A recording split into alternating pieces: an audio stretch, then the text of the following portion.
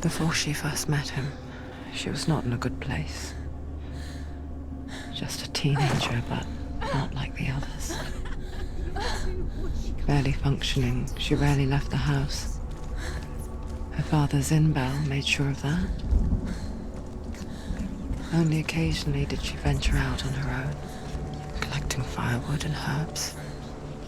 Errands out in the Orkney Plains. That was her world. Like this one. Barren and lonely. You'll get things done.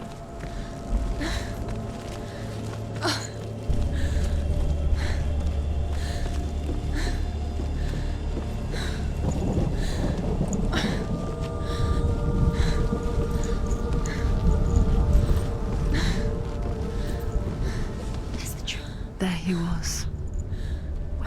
The lone figure of a boy. He's there, under the tree. Swordplay under the shade of a tree. She remembers the first time she saw him. To her young eyes, he moved as if dancing, He's there, under the tree. and the world danced with him. The gloom lifted. For the first time in years, she felt a ray of hope.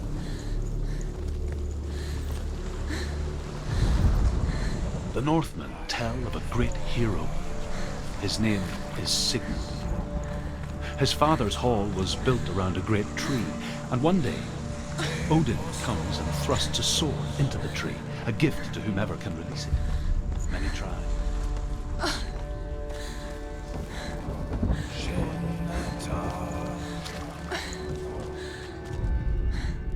Death for Sigmund and his brothers seems certain. But the king's wife is Sigmund's sister, and she begs for mercy and implores the king to chain them up instead. He agrees. Not for mercy, though, but because he plans an even more cruel and lingering death. Chained to a tree in the forest that night, a she-wolf comes and devours one of Sigmund's brothers. She returns, ravenous, night after night, until only Sigmund is left. The next day, Sigmund's sister sends a servant with honey to smear on Sigmund's face. But to what end? Well, that night, when the she-wolf appears again, you'll never guess what happens.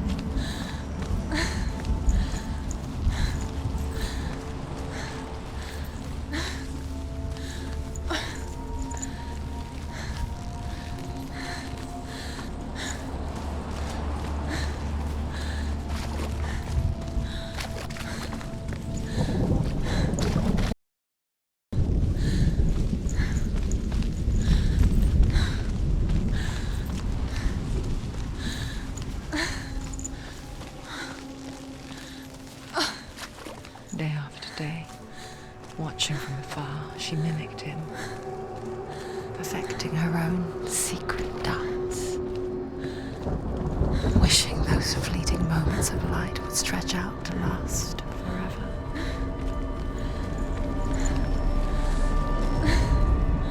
As the she-wolf licks the sweet honey from Sigmund's face, he bites the wolf's tongue. The she-wolf pulls away, but Sigmund holds on. The chains break, and he is free.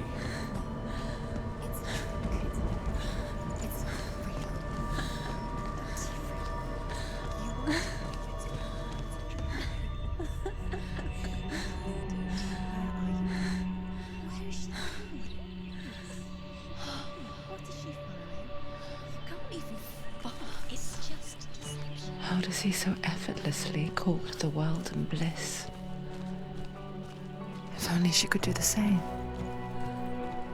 See the world through eyes anew and dance with it, just like he does.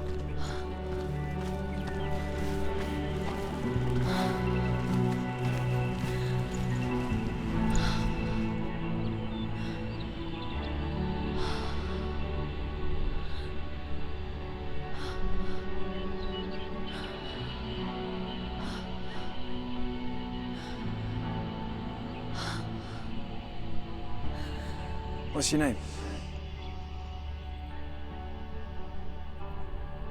Senua. I haven't seen you before. I don't leave home much. Oh, Zeno's daughter. I have to go. Wait. Who taught you to fight like that? No one. No one? Well, I watched you, and You learnt all of that from watching me? You should become a warrior, you know. me? I'm Dillian. I'm here for the warrior trials. Just come and watch. And bring your sword. You can't put it into words. That moment when you look into the eyes of the one who is supposed to reassure you, make you feel safe. It only takes an instant. Fear swallows you before you have a chance to make sense of it. And darkness becomes a part of who you are. You killed him. But her world changed the day the Northmen took him from her. Senua knows that there's no going back to how things were. That there's nothing to go back to at all. Stay still, stay quiet, hide, don't tell her. Their gods can see into your mind. They will use this power to destroy They you. won't stop me. I can still feel him. Whatever's left of him, they will never let him go.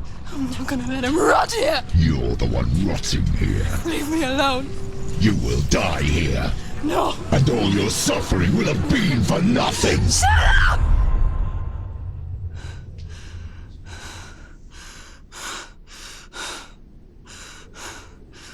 Shut up! Dillian? Is that you?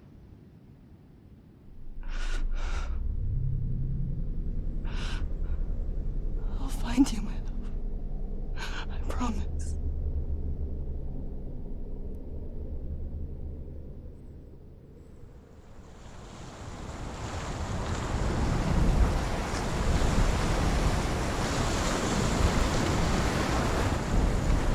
By the tree. Can you see him? You want to believe it. Is he not real? Is he there? You're alone in these mountains. Is that Dillian? Nothing lives here. You won't survive. You met him by the tree. She met him by the tree. Maybe it's a sign, the tree. What's he trying to tell you? He's waiting for you by the tree. Sigmund's sister trades shapes with a sorceress, and in disguise, she lies with her own brother. She gives birth to a son named Sinfjotli. After a time, she sends him to the forest to Sigmund. He tests the boy and finds him strong and fearless.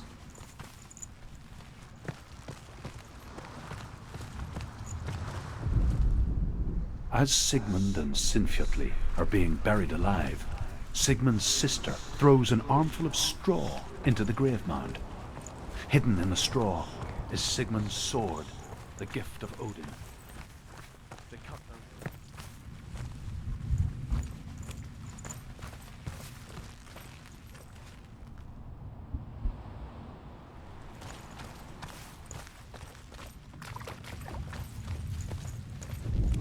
Tell him the truth, that she had slept with him, her brother, to beget a strong avenger.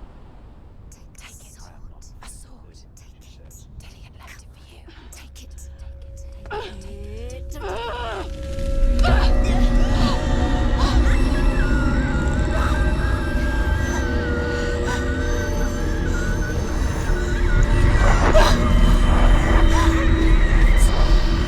It's a trick. It's a trick. It's ending. It's coming from there. Where's it coming from? She started something.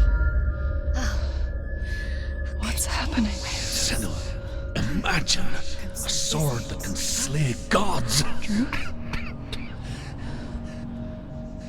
Its name is Gramr. It was forged by the god of all Northmen, Odin, and gifted to Sigmund, a great warrior. I need this sword. It's important. Can you help me? The sword appears whole, but it is an illusion. It shattered into shards long ago. It is said a great warrior can reforge Gramr by answering the trials of Odin, one for each shard. The roots of the tree of death will take you to new lands where you will face the trials. Go to the shards. Go to the shard. It's the shard. Find it. It's the metal runestones. It's in front of you. The metal. The runes. You need that sword. Go to the shard. Find the shards.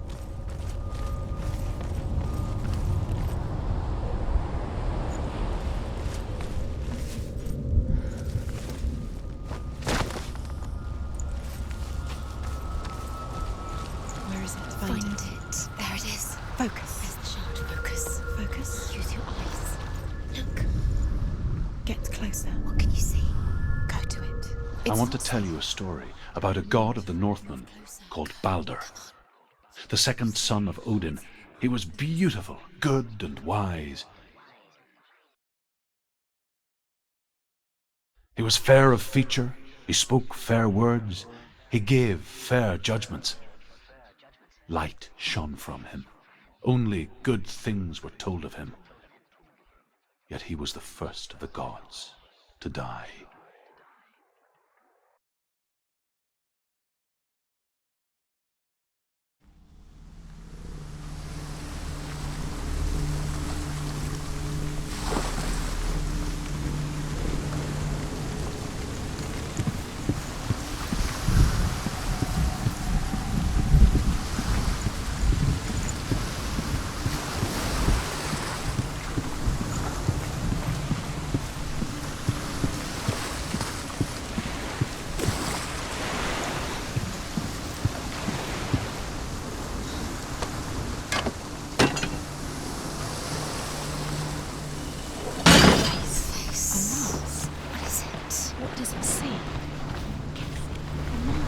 Stay back, don't touch it. You're curious.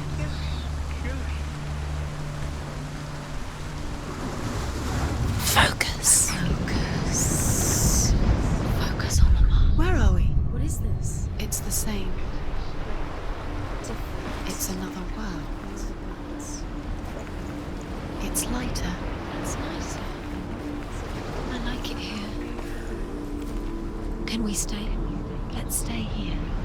I like the way it feels. It's safe here. It's calm here. It's light here. It's nice. The bridge. It's not broken. It's fixed. What happened? The bridge is fixed. Let's cross it.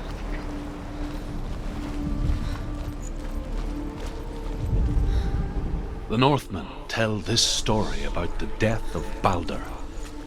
It begins with dark dreams.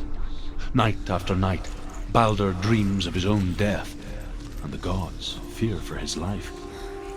So Baldur's mother makes everything in the world, fire, water, iron, stone, earth, wood, beasts, birds, serpents, poison, sickness, swear an oath not to harm her son. One by one, they each make their vows. Neither weapons nor wood will injure him, Baldur's mother boasts. Only Loki, father man.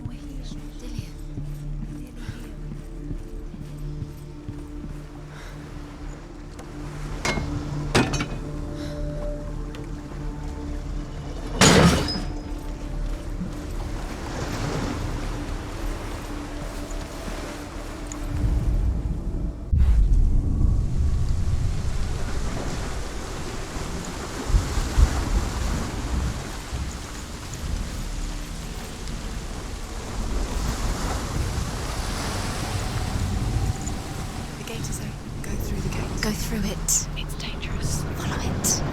What's behind the gate? Where will it take you? It's not safe.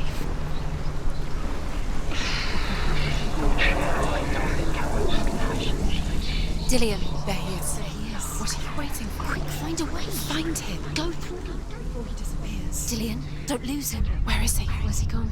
We're in the wrong world. He's not here. She's in the wrong world. He's not in this world. He's in the other one. He's in the other one. He's in the dark world. The dark world. The world once seemed so simple. Black and white. Darkness and light.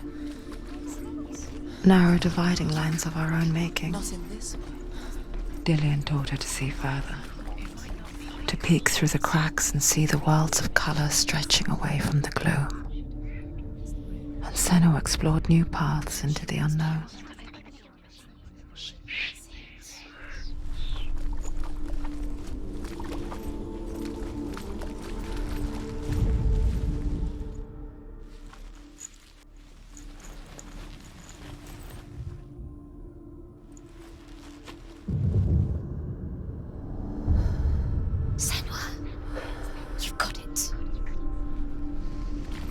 Isn't he here? He's gone. He's in the dark world. He's gone to the dark world. You're in the wrong world. He's in the other world. The dark world. Without you. Senua.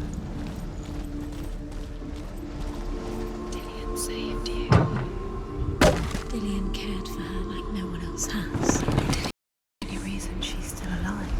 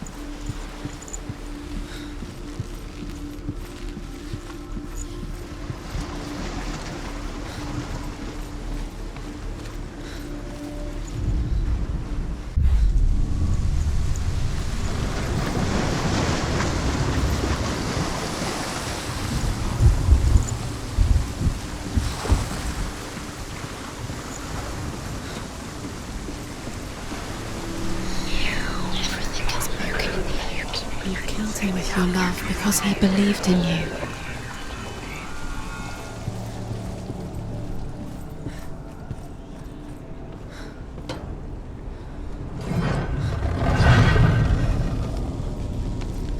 There he is. Where are you taking me?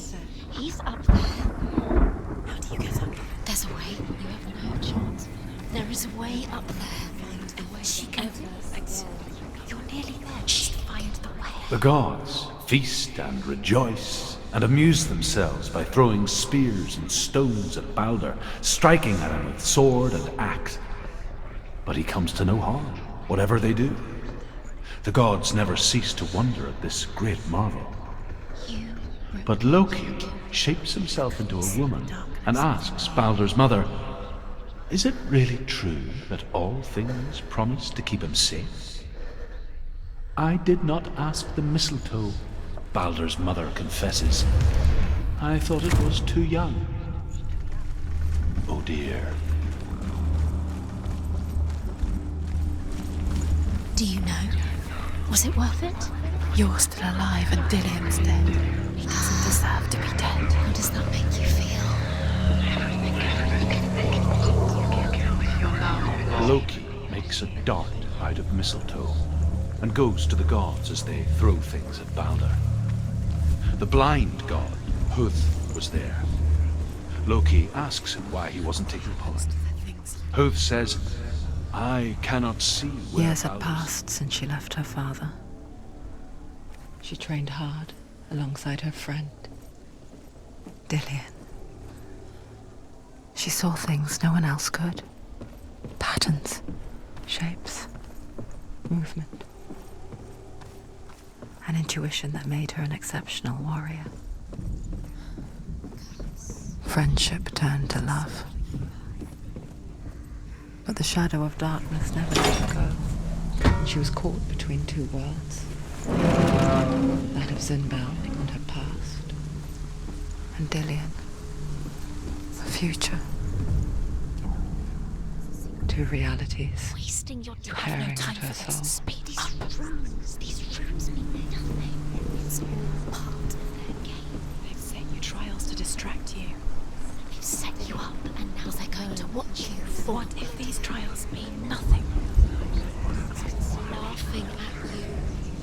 They take you no closer to Dillian.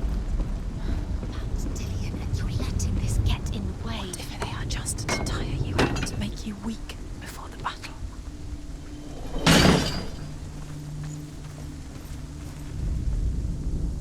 Dillian didn't believe in the curse. Dillian believed in you.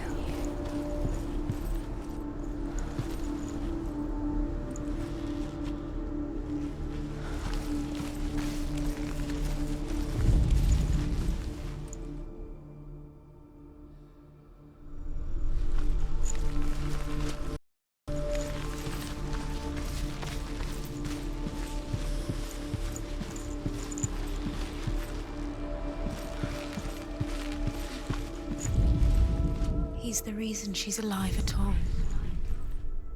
The Northmen tell how the gods mourned Baldur. His body was to be burnt on his ship, but they could not manage to push it into the sea and sent for a giantess to do it. She comes riding a wolf and has vipers for her reins. She pushes Baldur's ship into the sea with such force that the ground shakes and the rollers burst into flames. When Baldur's wife sees his body carried onto the ship, her heart bursts with grief, and she dies. She's put next to her husband, and the pyre is lit, sending the dead to hell. But even so, the gods cannot accept his death.